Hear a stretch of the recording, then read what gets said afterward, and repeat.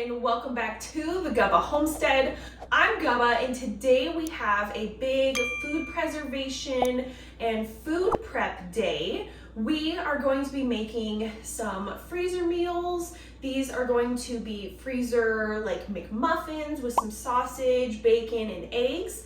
My chickens have been laying a lot more eggs because it's spring, so I thought that would be a great way to use up some of the eggs. I'm getting like 9 a day, which is a lot, and I love having breakfast meals ready to go. And summer is on the way, so that means I'm going to be having a lot more produce coming into my freezer, so I need to start getting rid of what I have from last year. And that includes, I have some huckleberries and some cherries that I foraged, and then some rhubarb from my garden. So we are going to be putting the berries and the cherries into syrup and canning them up. And then we are going to make a rhubarb barbecue sauce. Yum! I will be using recipes from the Ball Home Preservation Canning book. It is filled with so many canning recipes and it explains canning so thoroughly. This is a great resource and tool to have if you're interested in canning. I'll have it linked down in the description for you. I absolutely love this because of all the different recipes and all the different methods it gives you for canning.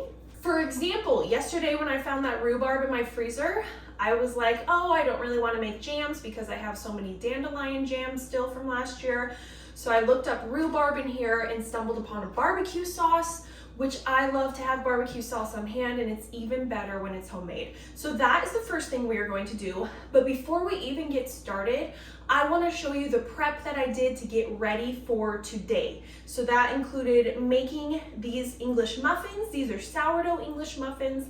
The recipe will be, again, down in the description. All of these recipes will, but let me show you what I did to prep. To prepare for this meal prep and preservation day, I wanted to make the English muffins ahead of time because they are the most time-intensive item.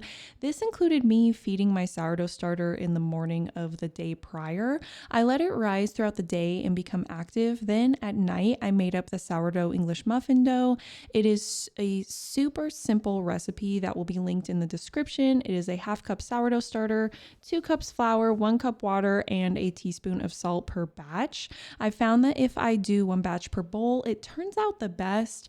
The next morning, I added in honey and baking soda and mixed the doughs up. I cooked up my English muffins over low heat. I prefer to have my English muffins ends crisp on like the verge of being burnt. That's also how I like my toast.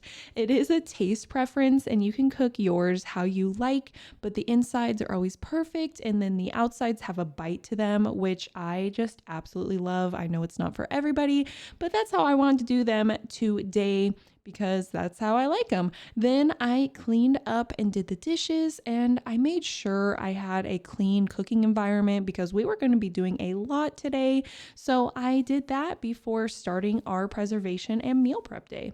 So now that the kitchen is clean, we have our canner ready, our lid's getting ready, we are going to prep the Victorian barbecue sauce. And that requires about 8 cups of rhubarb. So I'm not sure if I'm gonna have 8 cups of frozen rhubarb, and you can use frozen produce. It just won't hold up as well, which I'm fine with that. It's a barbecue sauce. So I am just now going to chop this rhubarb and put it into a bowl. We will use just a pint for a measuring cup to see how much rhubarb we actually have. This is 2 cups. It'll be a rough estimate, so let's get chopping. Since the rhubarb has frozen, the skin comes off more easily, and any skin that peels, I'm just gonna give it to my chickens. I just remembered that I have this big measuring glass in the dishwasher, and this will be easier for measuring the rhubarb, so I just washed and dried that. And this is what I will put the rhubarb into. And any bigger stalks that you have, you can just cut the stalks in half. It's really nice to have a big cutting board for projects like these, because as you can see, this takes up a lot of space. So we're already at almost 2 cups. So yeah, I think we're probably gonna have 8 cups, if not more. So if that's the case, then I might double the recipe. Might do one batch, taste it, see how it turns out, see if I like it. Because it would be a bummer to prepare this, all of these, and not like the recipe. So that is 4 cups right there. So we are already halfway there. Just gonna dump it into here. This one's a little too mushy, so I'm just gonna put that in the chicken pile. But we're almost to 8 cups. We are at 8 cups finally. So the rest of this rhubarb, I want to try this barbecue sauce before I commit to doing another batch or doubling this batch. So I'll put this back in the freezer, and maybe this is like the perfect amount for me to make some jam. It's not going to be an overload. I don't eat tons of jam. It's just more for gifts. The next thing we're going to do is chop up half of this onion. Again, this was another thing that I need to use. This onion was just chilling. You can literally go to the store and buy broth, but if you make it at home like this, just your veggie scraps, which you would throw away anyways, the bones that you'd throw away anyways, you're literally getting broth for pennies on the dollar, if not free, because it's stuff you would have been throwing away anyway, and it's nutrient packed, and it's not watered down like the stuff that you get at the store. 10 out of 10 would recommend to make your own broth. It is so easy. Any vegetable skins, go right in there. And I will figure out something to use this for. I'll probably do a dinner tonight that requires an onion. Whew, gonna start crying, it's so potent. We're just gonna put it in with the rhubarb. And then now we're gonna go over to the stove and start making the sauce. So this is where we are going to be making our barbecue sauce. We are going to combine all the ingredients, which is the rhubarb, the onion, the spices, and it also calls for brown sugar, so I don't have any brown sugar on hand, but the easiest way to make brown sugar is just take 1 cup of white sugar or cane sugar and combine it with 1 tablespoon of old-fashioned molasses. It is always so nice to have all these things on hand. I got this from As Your Standard. It is a great place to buy things in bulk. I'll have a link down in the description if you're curious and want to see what it is all about. So we are going to combine this, and then we're gonna let it boil and kind of go down to a thin sauce.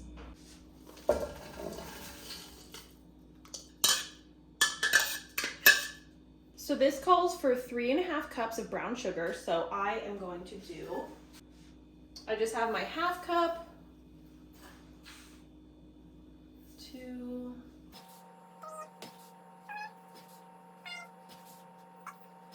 it is 1 tablespoon to 1 cup of sugar. So we have 3 tablespoons of molasses. All right, so there's our 3 tablespoons.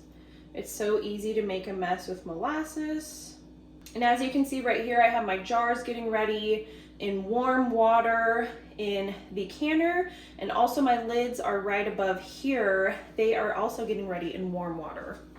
Next, we need 1 teaspoon of salt, ginger, allspice, and cinnamon. This is a 1/2 teaspoon, so I will be doing 2 of each. You can change up the spices for canning. You just need to make sure that that spice is safe for canning and it's around the same quantities for canning. 1 spice that you would not want to can is sage, because sage ends up bitter. So there are some spices that you do not want to can.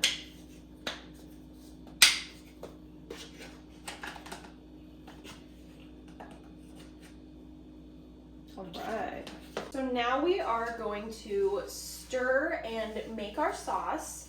We bring it to a boil, stirring frequently, and then we're going to lower the boil to a gentle boil and allow it to go for about 30 minutes until it is a thin, commercial-like barbecue sauce.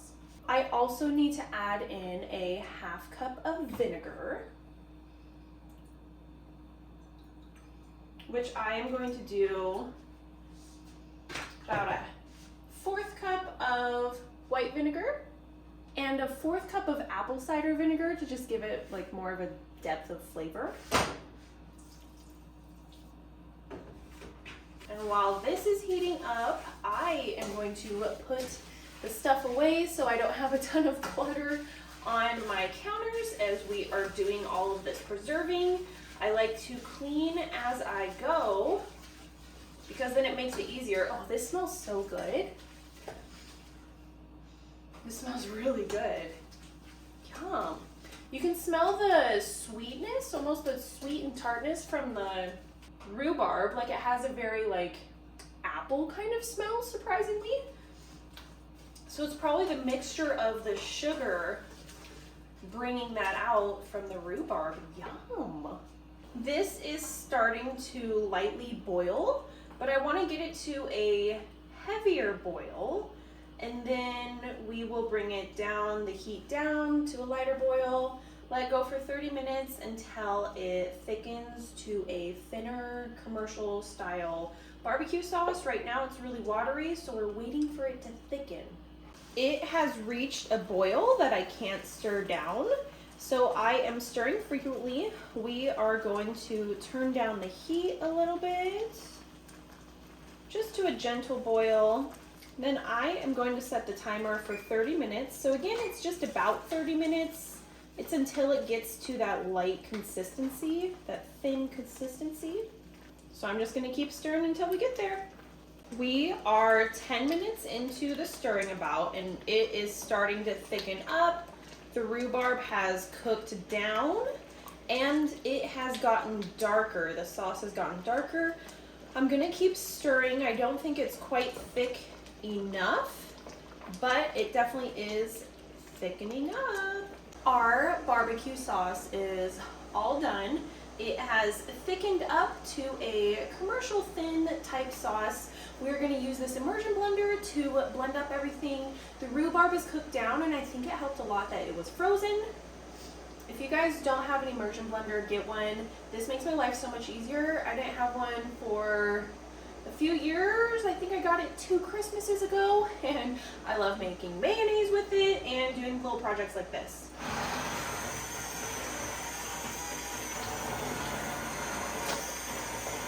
So what the immersion blender is doing is literally just blending everything up so we have a smooth consistency, and it's nice so I don't have to transfer this to my like smoothie blender. That can become an issue with hot liquids and you burn yourself. In immersion blender, you just do it right there. So nice. This smells so good, and you can see some of the sauce is still on here because it's nice and thick. Let's do a taste test.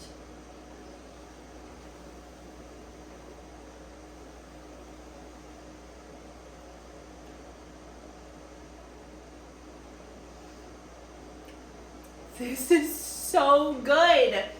Okay, so before I go off, let's get this loaded up because we got to put hot sauce into hot jars for our hot pack method. We don't want to do cold and hot. We need both the jars and the sauce to be hot so the glass does not crack. We are going to take our jars out. I am dumping some water back into the canner, but I also dump this down the drain as well, because if I leave all of this water in here and then fill the jars and put it in there, it will overflow. So I just dump this out. You can also can water, so that is an option as well. I don't need to at the moment, so I'm not. So now we are going to ladle in the hot sauce into the hot jars, leaving a 1/2 inch headspace. I'm also using a funnel so I don't make a ginormous mess. This recipe said that it would make about 4 pint jars, but I'm not sure if we will get 4 pint jars, but that's okay. Now I know that I like this sauce, so I will be making more.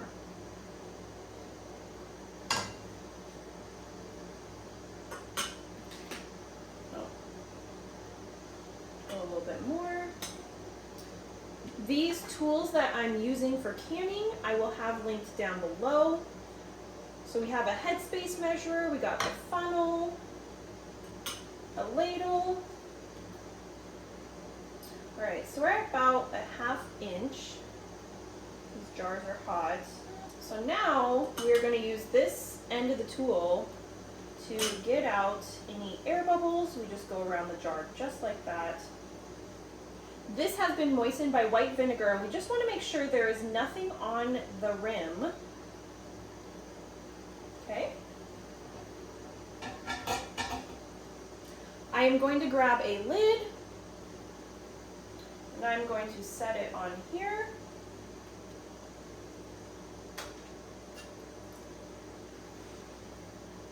I'm going to grab my band.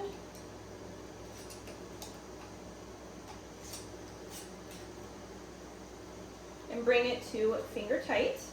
I'm going to set this into the water bath. Look at that. Beautiful. Oh, and it tastes so good. So let's do our next jar.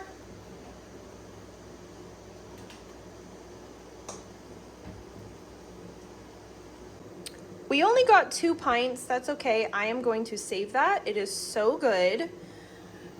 And I'm going to actually add in some more water, so we have more water to cover the jars. So I only have 2 in there, but now I know. Even though I love the sauce, I am happy I didn't do all of the rhubarb because I didn't know I was gonna love the sauce. And now I know that it gave me about 2 pints of barbecue sauce. I could either do 1/2 pints next time or double the recipe. So this was a good first run. So keep that in mind when you are doing recipes for the first time. You don't know how it's going to turn out. You don't know how much the quantity is going to be. But now that I know, I can kind of plan some other recipes for when I'm going to can this again. So then I don't have to have the canner running with just 2 jars in it. We are going to wait for this to come to a boil. I have empty jars in there so these don't rattle around. And then we will set the timer for 25 minutes once this is at a rolling boil. In the meantime, I am going to clean up. This is boiling now, so we are going to set the timer for 25 minutes. The recipe calls for 15 minutes, but because of my elevation, we will go to 25. So while the barbecue sauce is being canned, we are going to start the prep for our English muffins. So I have 19 English muffins and I have 18 eggs. My plan is to crack all the eggs into here. So that's about 1 egg per bun, per English muffin. Whisk it up, and then we are going to be cooking them in the cast iron. And I'm going to be using wide mouth jar lids to make them like a egg McMuffin. You know, like when you go to McDonald's, if you go there and they have the little egg muffin thing, like how the egg is the circle. Anyways, so that is what we are going to do. And I have a bowl that I'm going to be putting all of the eggshells into because those go back to my chickens. I literally just give them back to my chickens raw as is. I know a lot of people say don't do that, but you know, I haven't had any problems. That's kind of how it is in nature. They don't get any special, you know, oven egg treatment. Let's crack these up.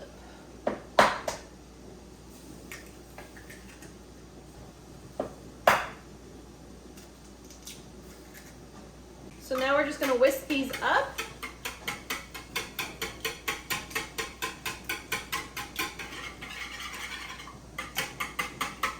I'm going to season it a bit with salt and pepper.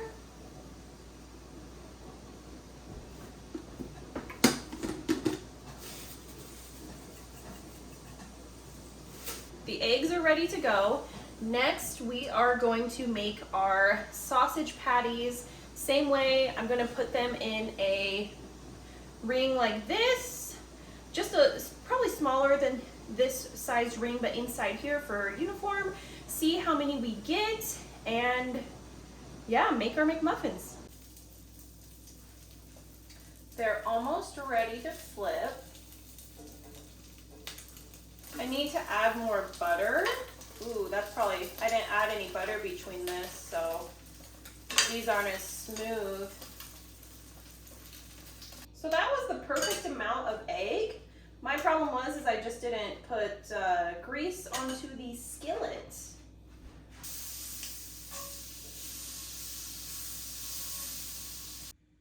To make the eggs for the Egg McMuffins, you just want to pour the eggs into jar bands like I'm doing here. It's super easy, and you just want to make sure that the bands are greased and you have lots of butter so they don't stick.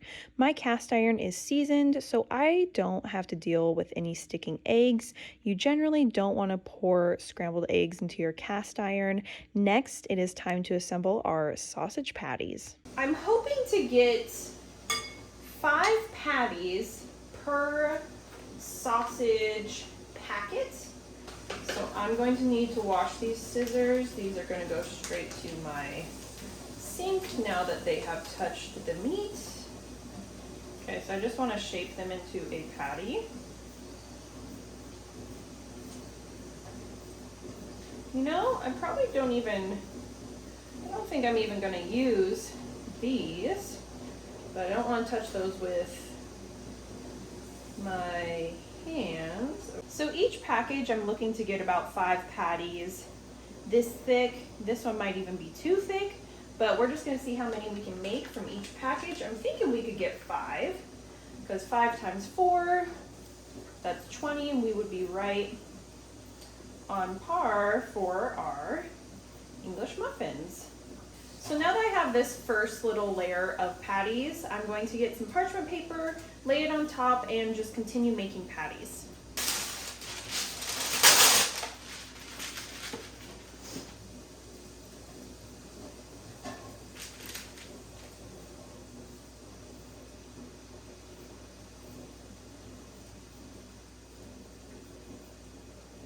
So I don't think I'm going to need this package. We're going to have about 18 patties, which is perfect. And I'm going to just put this in the fridge. I'll probably do something with it today or tomorrow, like a breakfast for dinner or something. So our barbecue sauce is done. Looks beautiful. I'm going to set that over here.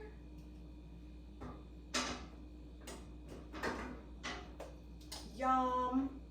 And now I'm going to move this canner out of the way because we are going to do our sausage patties in the cast iron. We will let these rest for 24 hours. We're hoping that the lids will click and seal. Looks so good. I am literally just going to put the patties on here.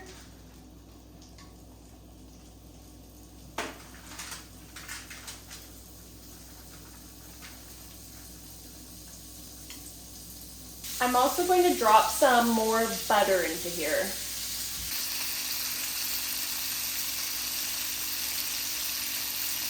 While making this, I realized I left the burner on in the background with the lids and the rings, so oops.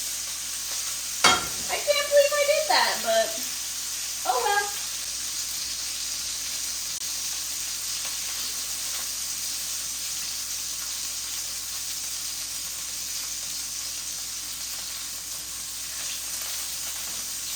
We are finally done with our sausage, our muffins, and our eggs. So we are just going to start assembling them. I'm gonna make an assembly here, and then I believe I am going to vacuum seal them. That's what I like to do whenever I freeze anything, because it helps with the longevity of the food in your freezer. I'm just gonna start by cutting these open. Then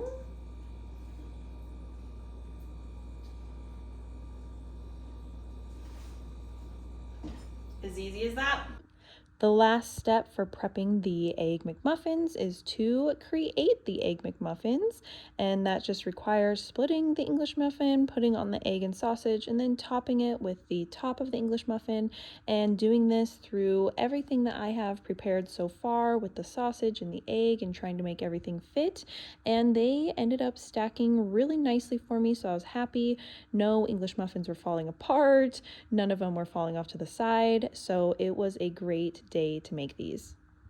I finished assembling the McMuffins and I even did a test run of vacuum sealing them. I'm super happy with this because I can just open, grab, reseal, and these will stay longer than if I wrap them any other way in the freezer. So I'm gonna do that with the rest of these, and I got the cherries in syrup going on the stove. I just put the cherries, put in some sugar, 1 cup of sugar, and I have about 3 pounds of cherries.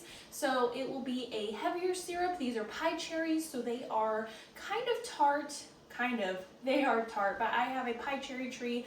I love making tarts out of them and crumbles. So I am going to let that warm up. We're gonna can it up, and then we will do the huckleberries, and then we'll get our canner going.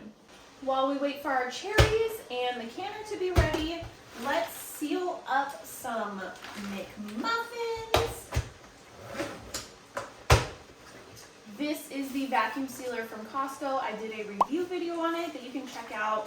I love it. It does everything I need it to do. So I don't want it completely vacuum sealed because I don't want the stuff to get super squishy in there. I just get out majority of the oxygen and then I seal it. Ta-da! And what I'll do when I get these out, I will either fry them again in the cast iron, or most likely I will bake them in the oven. So these are just an easy grab and go breakfast meal. Our cherries are done. I'm gonna move it over here. And we are going to just ladle this into the jars, do our huckleberries the same way that we did our cherries, and get the canner going, and we're done.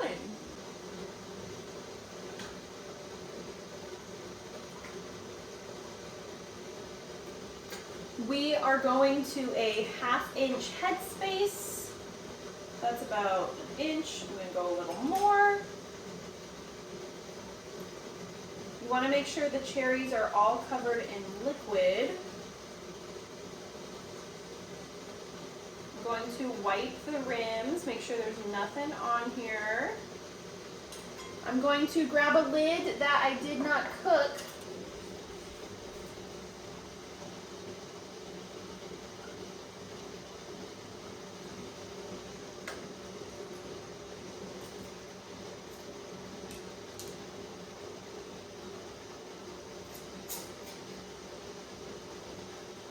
There we go.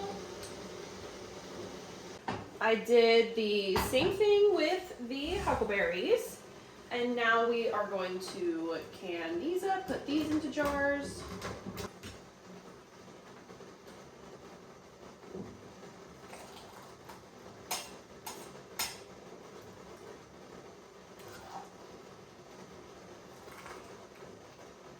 It looks like I will have to run the canner twice because I'm gonna have more than I thought to have space for, which is totally fine. I'll just have to reheat this. Now that I'm thinking about it, I don't think I'm gonna can the rest. I'm gonna save it in my fridge and then use it as syrup. Yum! This worked out perfectly. All right, now we're gonna bring that to a boil and can it for 25 minutes. So the cherries and huckleberries are now canning for 25 minutes. I have my syrup for some pancakes. I had a little extra, and now we just wait for that. While the cherries and huckleberries were processing in the canner, I took this time to go and clean. I have to clean as I go, or else, as you know, the kitchen will become a disaster. And I like to have a clean working environment. Like I mentioned earlier, that was part of my prep, to have a clean area. And also, as I'm finishing up this long preservation day, I want to have a clean kitchen so I don't have to worry about it at night when I'm going to be tired, or save it for the next day. One of the best things for my mental health lately actually has been to have a clean kitchen. I have been cleaning it up and wiping the counters and just having it spick and span every night so then I wake up to a clean area. So I would recommend this for anybody, not even if you're just doing a preservation day, but just in general. Having a clean kitchen is so good for you and your mental health, at least for me. So that's why I wanted to share. But this has been a long preservation day. My feet are hurting, and I had actually sliced my finger, and I almost spilled some cherry syrup on the floor, and I also cooked some lids. So taking this time to clean was a good decompression time for me, and waiting for our last project to be done. All right, we did it. We're all done. So we made, I believe, 19 McMuffins for the freezer. I love that I said I was cleaning out my freezer. Only put stuff in there, but these are freezer meals, which are perfect. I love either having breakfast burritos or something. I'm a big breakfast person, so this is perfect for me.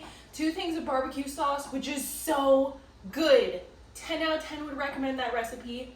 Amazing. I did have one can fail right here, the seal. I just don't think I centered it when I put it on, so that's fine. I'm gonna do a recipe with that, not a biggie. This was the extra syrup. This is the canned cherries and the canned huckleberries. So we have canned cherries and canned huckleberries and syrup. And I won't lie, I've already tried the huckleberry syrup. It is so good. So I had a lot of fun today. This was, I think, 6 or 7 hours I've been in the kitchen. Yeah, like all day. So thank you for spending your day with me. I appreciate it so much. You can check out the recipes down in the description. Don't do anything you don't want to do, and I hope that you guys enjoyed this as much as I did and get to cannon. So I'll see you guys next time. Bye!